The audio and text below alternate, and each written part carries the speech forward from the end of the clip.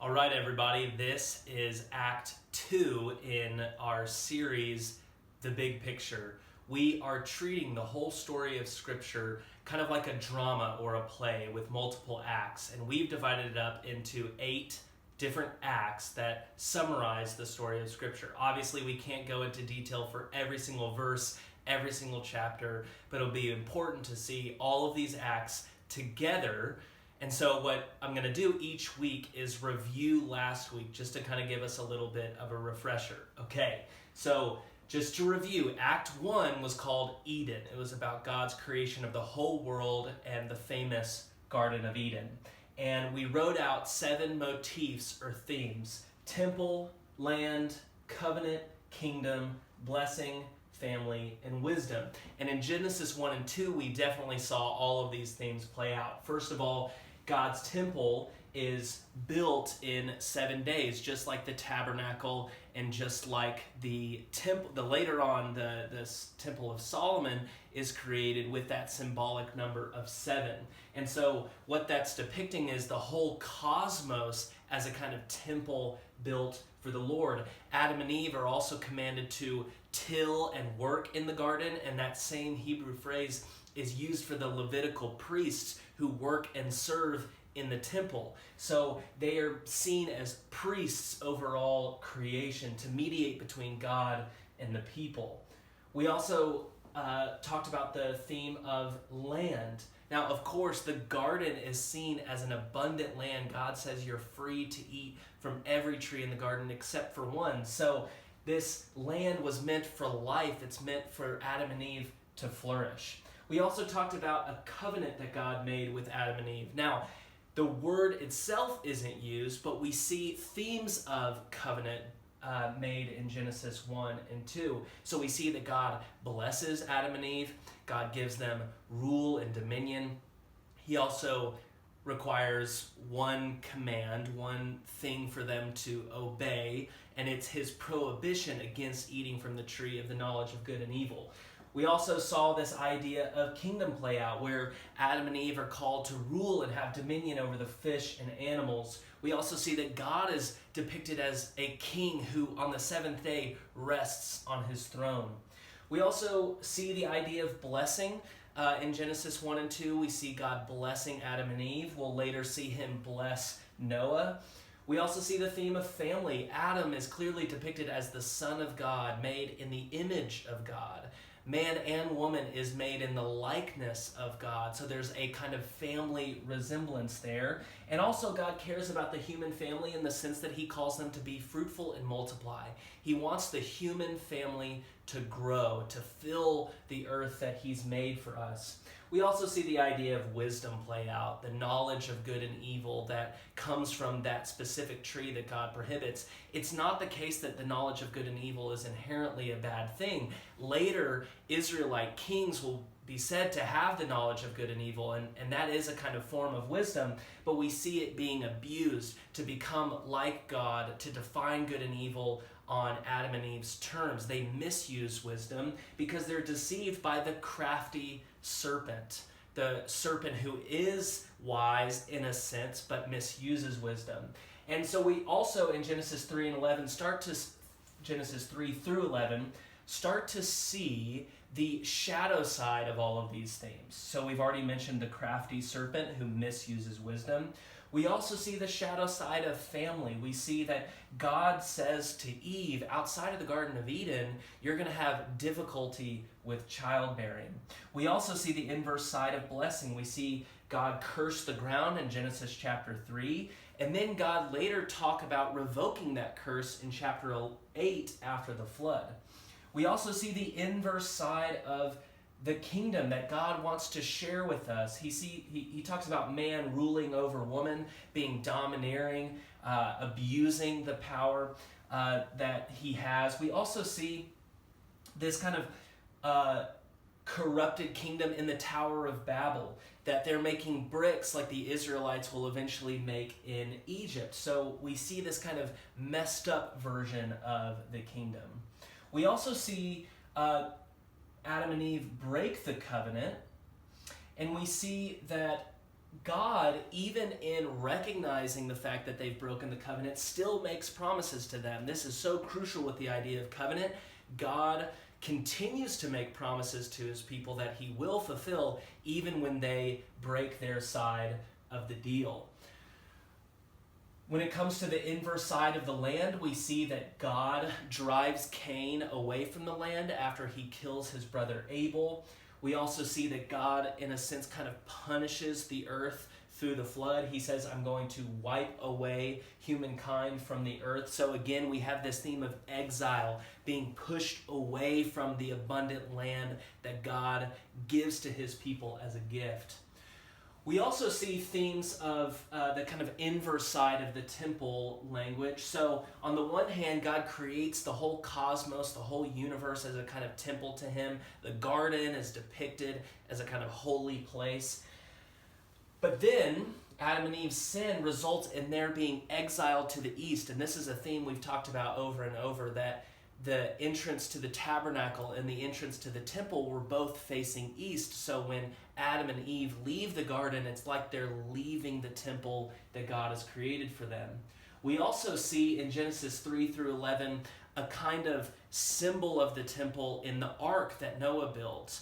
We'll find out later that the tabernacle, God's holy and sacred tent that he commanded Moses to make, had 3 different sections. The same thing was true for the temple that Solomon built.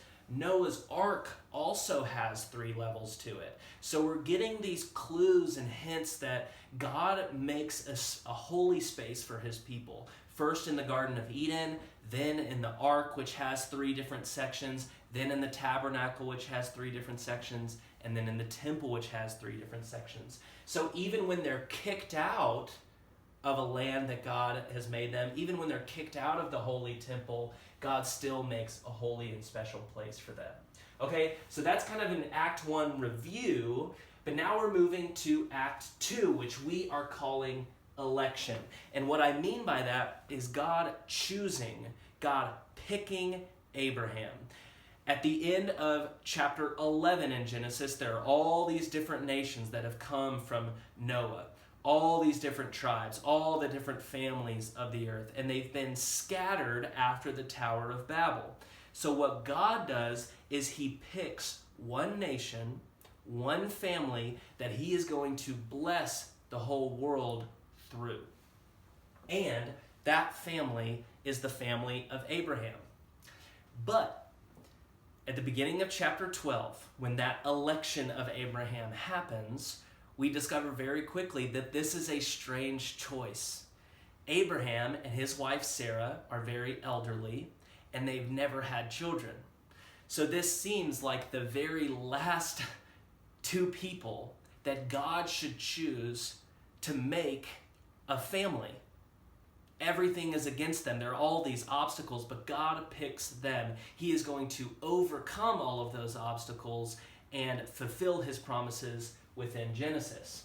Now, let's kind of go through each of these themes. Again, we can't cover chapters 12 through 50, so we want to take on these themes and see how they're connected and continued throughout the rest of the book of Genesis. Okay, so first of all, let's talk about temple. There is no temple in Genesis.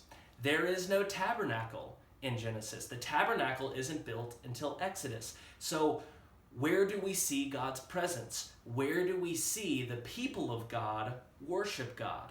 We primarily see that in the creation of altars. And these are often just stones stacked up on top of each other that commemorate a certain action of God. So we see Noah create an altar. We see Abraham create an altar after God makes his covenant with him. We see that Isaac creates an altar after God extends that covenant to Isaac. We see Jacob create an altar when God shows himself in a vision to Jacob. So over and over and over, these altars are kind of like small temples, small commemorations of what God has done for his people. And it's like saying X marks the spot. This right here is where God acted on my behalf, and I'm going to worship him. When Jacob makes his altar in response to God's vision, he says, "Surely the Lord was here even though I didn't know it." And that's one of the whole points of these altars. God is omnipresent. God is working everywhere. He is never limited or contained by a temple or a tabernacle. He works in all places. And so wherever the Lord works, we create altars to commemorate that spot. And often those places are named after what God has done. You'll see this throughout the book of Genesis, where you'll see an explanation of that's why the place was called blank, and then you'll read a name. That's to continue this idea that even though there's no tabernacle yet, even though there's no temple yet, God is working. And we need to commemorate that with altars. The idea or motif or theme of land is all over the book of Genesis from chapters 12 through 50. In chapter 12, when God makes his promise to Abraham, he says, "Go to the land that I will show you." This is the beginning of the idea of the promised land, that God is going to give Abraham and his descendants a land just for them. However, throughout the book of Genesis, the Israelites and Abraham's descendants are not in the promised land. There's so much wandering from place to place, and God is constantly reminding them, "Go to the land I will show you.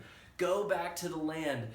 Don't go anywhere else. Go to the land that I will show you." But we constantly see that Abraham and his descendants are away from the land. They're under the house of Potiphar, or under the house of Laban, or in Egypt, which is very far from the promised land. So there's this kind of hanging promise throughout the book that God will give them the land, but they keep getting distracted. They keep living elsewhere. They keep living under the house of another person, not in the land that God will show them. We also see an obvious connection from covenant in Genesis 1 through 11, and then Genesis 12 through 50. So we saw that God made a kind of covenant with Adam. We saw that God renewed that covenant with Noah after the flood. But then we see a very particular kind of covenant that God makes with Abraham. And it's a very strange story, but it's very important. God cuts animals into two pieces. And this might sound really strange to a lot of us, but this was a common practice between two people who were making a covenant in ancient times. What they would do is they would split animals into two pieces, and they would lay them across from each other. Then both participants would make a promise to each other. "I shall do this for you, and you shall do this for me." And then they would both walk through those pieces of the animals. And the idea was saying, if I don't hold up my end of the bargain, if I don't keep my promises, you should cut me in half just like these animals. I should die if I don't keep my covenant. Now, here's the really interesting thing about God's promise with Abraham. Abraham is asleep the entire time. God unilaterally makes this promise with Abraham. His presence, which is symbolized by fire, passes through these animals. So God is promising to fulfill his covenant with Abraham totally on his own. It is unilateral. It is one-sided. Okay? So he cuts these animals in pieces, and then he goes through. Okay? So there's this unilateral covenant with Abraham that is specific to him and to his family.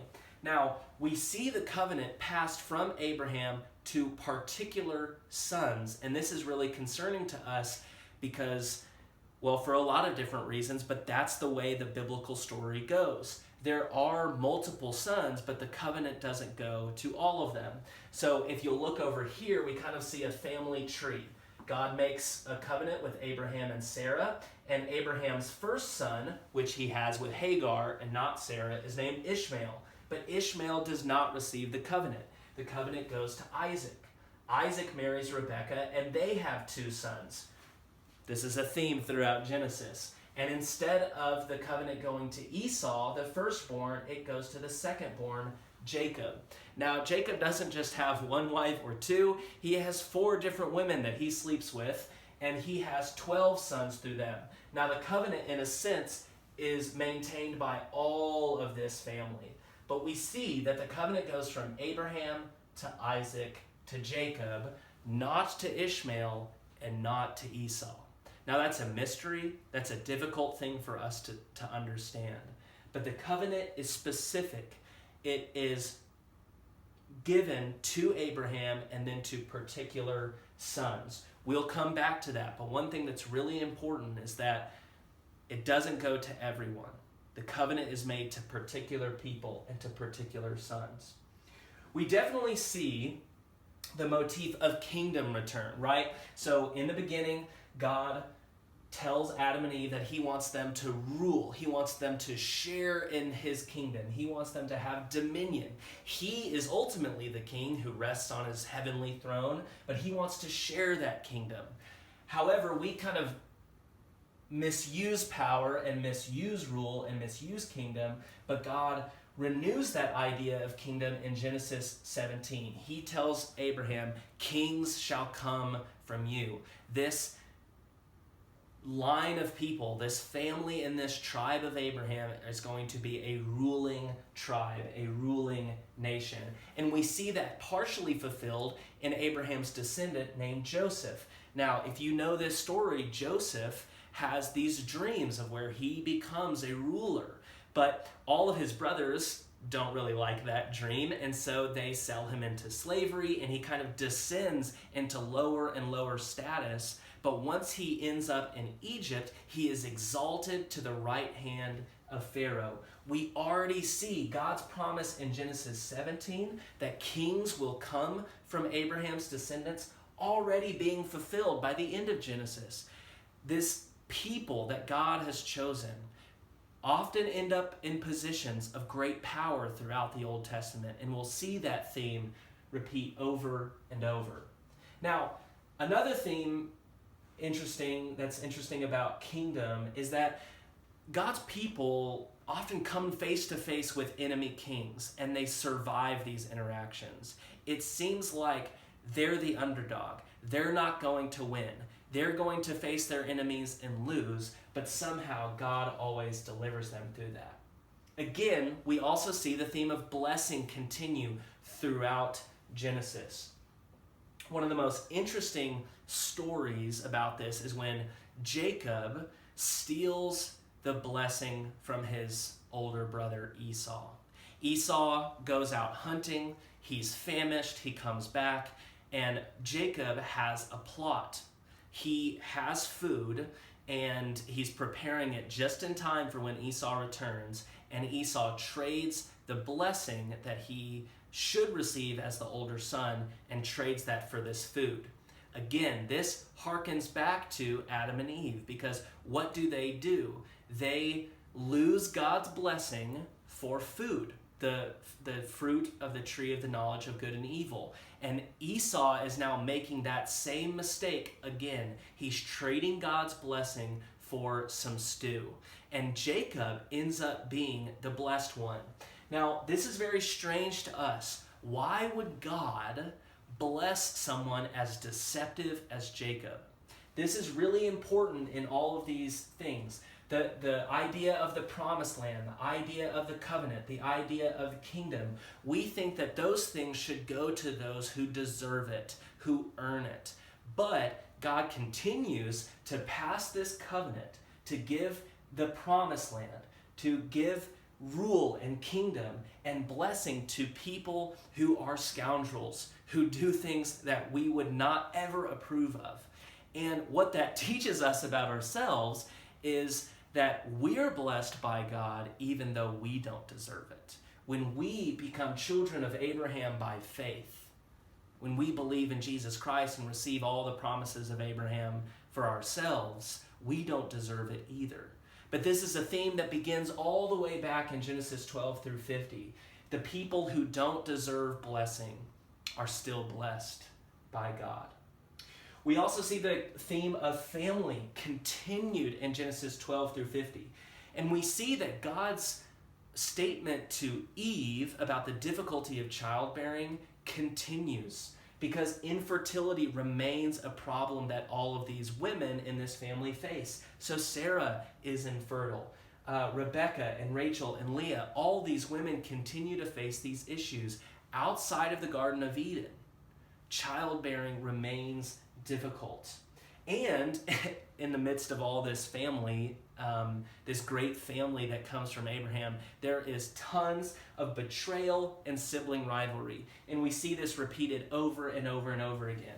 Isaac and Ishmael have issues with each other. Jacob and Esau have issues with each other that are hardly reconciled until years and years later.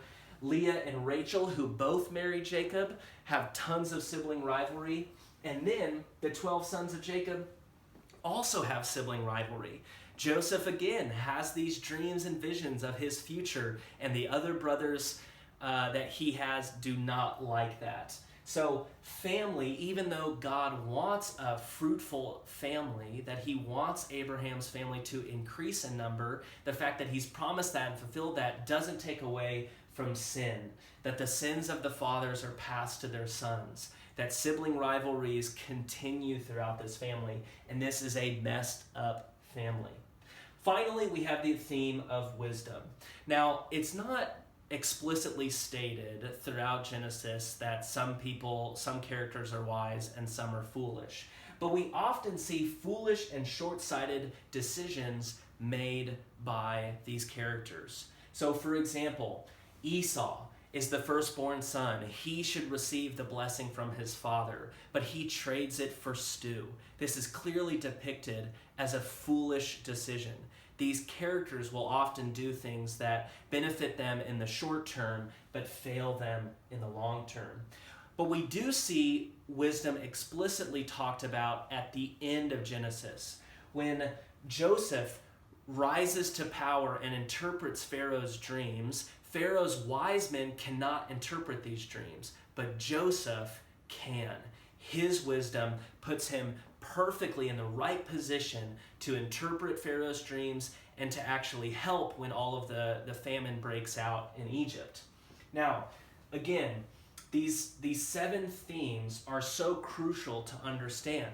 Remember, they started in Genesis 1. And despite all the sin that's happened in Genesis 3 through 11 and all the sin that happens in Genesis 12 through 50, all of these are continued. The altars continue the idea of worshiping God. The promised land is still on offer. The covenant is still maintained by Jacob and his many sons. The kingdom is still coming to fruition. One day, Abraham's descendants will rule. The blessing is being continued, even though curses fly back between brothers. Even though these people are very deceptive and dishonest, the blessing continues. The family continues to grow and overcome these obstacles of infertility.